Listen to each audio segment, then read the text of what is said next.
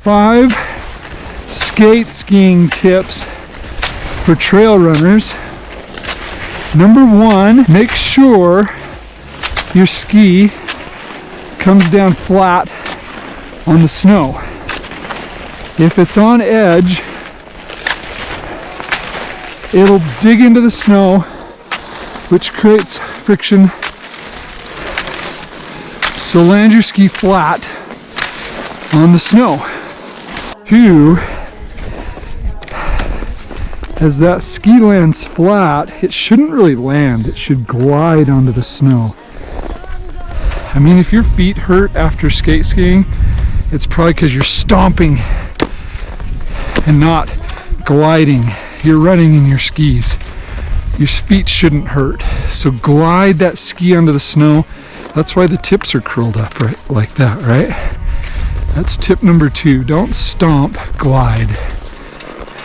And this one I see trail runners struggle with quite a bit, and I struggled with it, is don't forget to do your toe pick. Like in ice skating, you've got the toe pick on your skates to help give you that propulsion. Well, the edge of your ski, once you're done gliding, is your toe pick. And you need to pick the toe up. Like if you drag the toe when you're, for example, free skating, you're gonna catch it and it's gonna make you fall over. That's a pretty common way that I see people crashing, is they're not picking up their tips. Some say it's like doing a little kick of a soccer ball at the end of the stride. You'll notice it more in powder if you're doing it. If you're dragging your tips, they'll catch and make you want to crash. So, tip number 3, toe picks, as in pick up your toe. And use that toe pick to propel you, to create a vector to get your opposite ski gliding. I mean, pulls aren't even really necessary except on hills. In your glutes, when you're double pulling like this, it's like doing a full body crunch. It's not your arms that are doing the work. And the same goes for all pulling, V1, V2. You want to use this biggest muscle, which is your torso, not your arms. Finally, tip number 5, in case you haven't guessed, we're at Bryce Canyon today.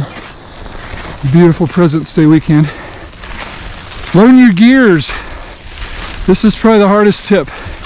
So right now I'm free skating, no poles, but as I come up on this little hill, I'm going to drop into a V2.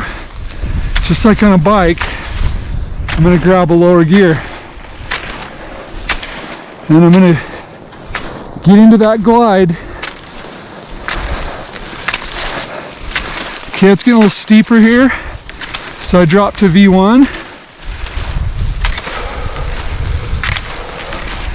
A lot of trail runners get stuck in V1, but V2 is definitely worth learning. And if it gets really steep, I'm going to do a coach's skate instead of a herringbone,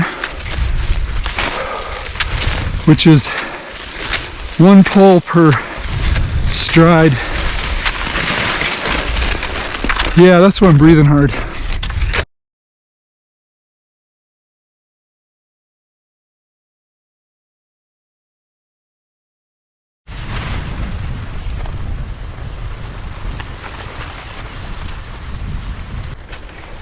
Oh yeah, and don't forget V1A. That's the gear between free skate and V2. Look what I found alongside the trail.